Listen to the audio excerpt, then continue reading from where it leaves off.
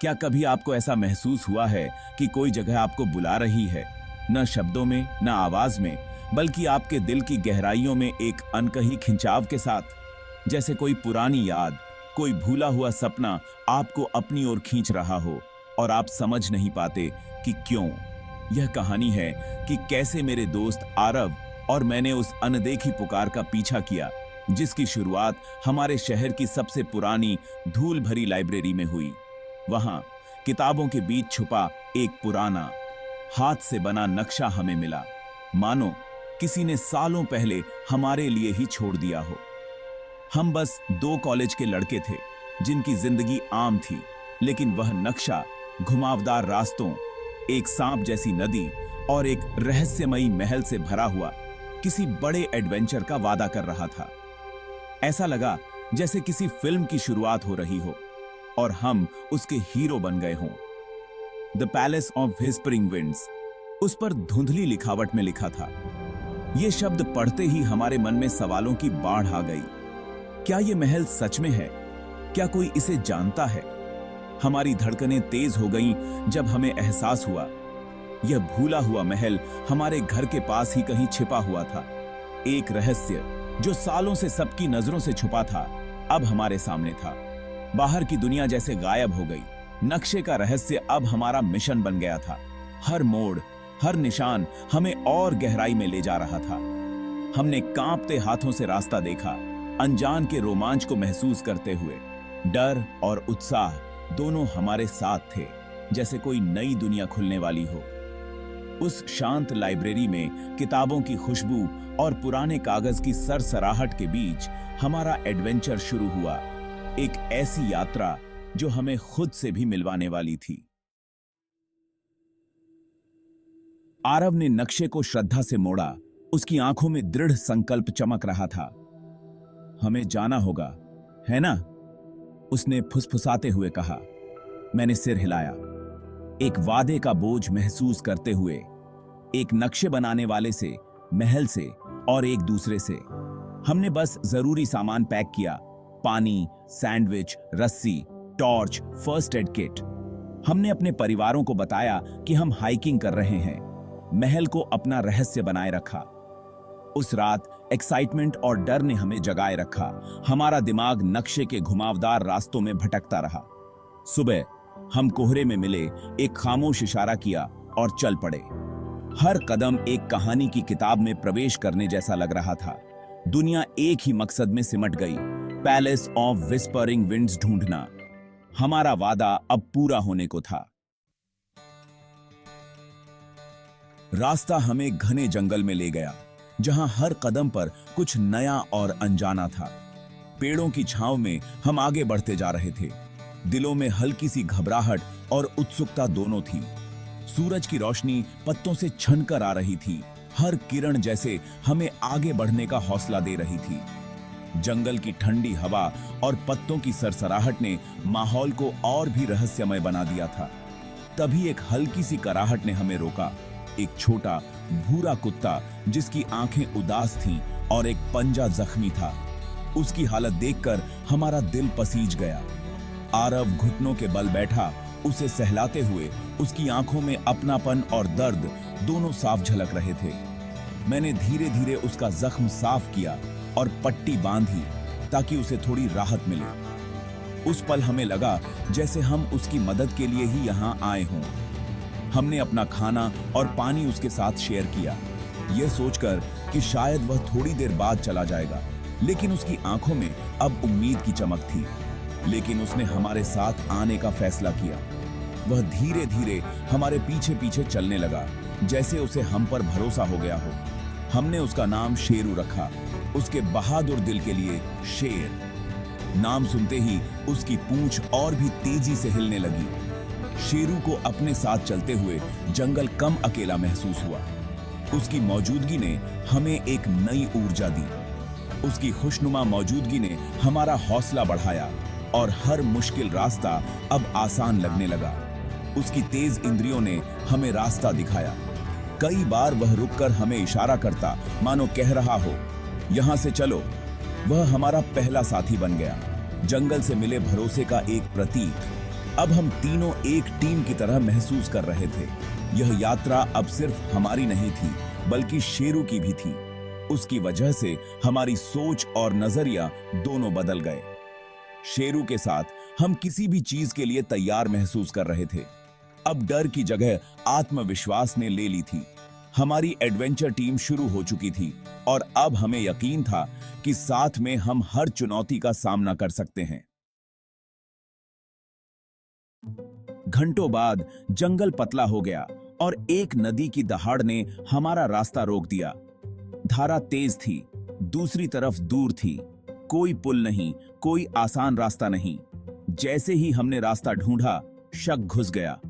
फिर चांदी की एक चमक, एक बड़ी मछली जानबूझकर घूमती हुई हमारी आंखों में समा गई। उसने छपछपाया। हमारी नजरें पानी के नीचे छिपी हुई सीढ़ियों की एक कतार पर ले गईं। मछली हमारे साथ तैरती रही। जैसे ही हम पार हुए, उसकी चमकती हुई मौजूदगी एक खामोश मार्गदर्शक थी। सुरक्षित पार करके हम उसे धन्यवाद देने के लिए मुड़े, लेकिन वह धारा में गायब हो गई। नदी की चुनौती पीछे छूट गई, हमारे अप्रत्याशित मार्गदर्शक की वजह से। उम्मीद फिर से जगी। हम आगे बढ़े। महल पहले से ज्यादा करीब लग रहा था। नदी के उस पार पहाड़ियां तेजी से ऊपर उठी।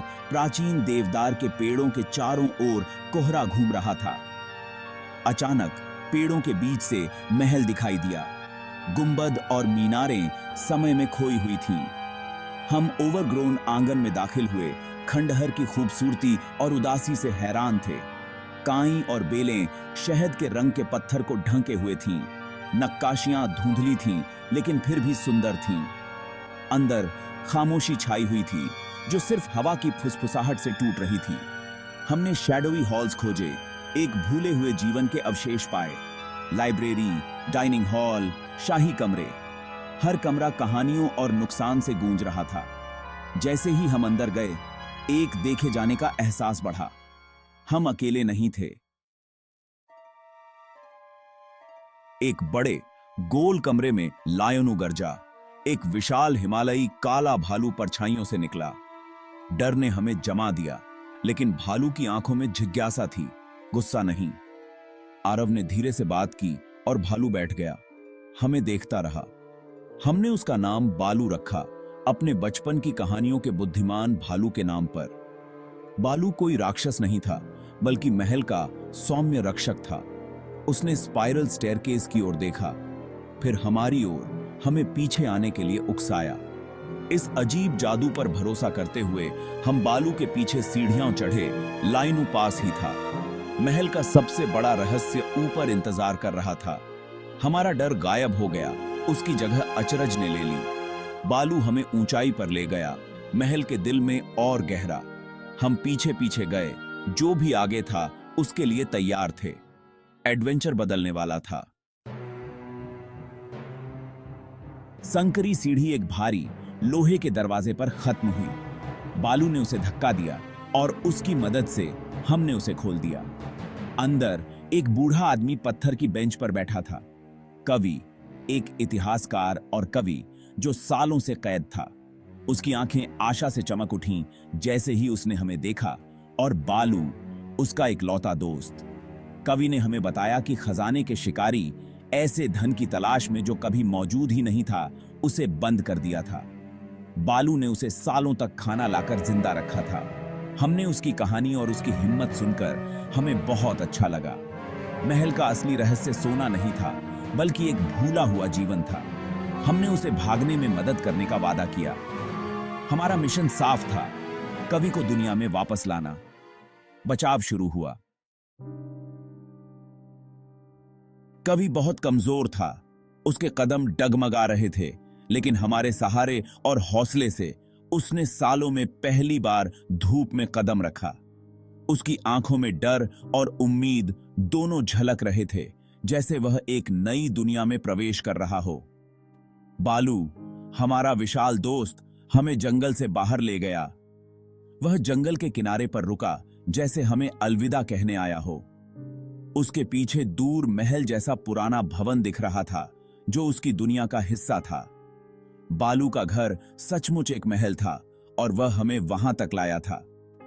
कवि ने अपने पुराने दोस्त को गले लगाया और धन्यवाद दिया। उसकी आंखों में आभार और खुशी थी। हम सब ने एक दूसरे को गले लगाया, जैसे जानते हों कि यह पल हमेशा याद रहेगा। नदी पार करना हमारे लिए सबसे कठिन था।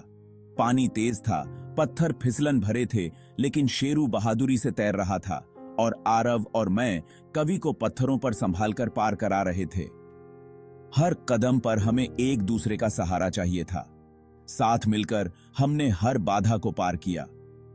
रास्ते में कई मुश्किलें आईं, कांटों की झाड़ियां, फिसलन भरी चट्टानें और थकान, लेकिन हमारी दोस्ती ने हमें मजबूत बनाए रखा। जैसे ही शाम के सुनहरे रंग बिखरे, हम अपने शहर पहुंचे। हम सब थके हुए थे, पैरों में दर्द था, लेकिन दिल में जीत की खुशी थी। हम जानते थे कि हमने कुछ असाधारण किया है। मेरे परिवार ने कवि का दिल से स्वागत किया, उसे खाना, गर्माहट और अपनापन दिया। घर में एक अलग सी रौनक थी, जैसे सबको किसी अपने के लौट आने की खुशी हो। हमें कोई सोने चांदी का खजाना नहीं मिला था, लेकिन हमने दोस्ती, साहस और भरोसे का खजाना जरूर पाया था। यह हमारे लिए कहीं ज्यादा बड़ा था। हमारे इस एडवेंचर ने एक जान बचाई थी और हमें खुद पर गर्व महसूस हो रहा था। हम सब ने मिलकर असंभव को संभव कर दिखाया। महल अब सिर्फ किंवदंती में रह गया, उसकी चमक फीकी पड़ गई, लेकिन उसकी कहानी और यादें हम सबके दिलों में हमेशा जिंदा रहेंगी। इस यात्रा ने हमें हमेशा के लिए बदल दिया था। हम अब पहले जैसे नहीं रहे। हमारे अंदर एक नई समझ और आत्मविश्वास आ गया था और हमें एहसास हुआ कि असली इनाम तो अब शुरू हो रहा था, नई यात्राओं, नई कहानियों और नई उम्मीदों के साथ। कवि हमारे शहर में एक प्यारे कहानीकार बन गए, ज्ञान और दया बांटते हुए। उन्होंने हमें सिखाया कि महल का असली खजाना उसकी कहानियां, अकेलापन और हमारी यात्रा पर बनी दोस्ती थी। लायनू मेरे साथ रहा, हमारे एडवेंचर की एक वफादार याद। हमने साहस, विश्वास और दूसरों की मदद करने का जादू सीखा। सबसे बड़ी खोज कोई महल नहीं थी, बल्कि दोस्ती की ताकत थी। अगर आपको कभी कोई गुप्त नक्शा मिले तो उसका पीछा करने से मत डरना। असली खजाना यात्रा है, जो दोस्त आप बनाते हैं और जिन जिंदगियों को आप छूते हैं, वह दुनिया के सारे सोने से ज्यादा कीमती है।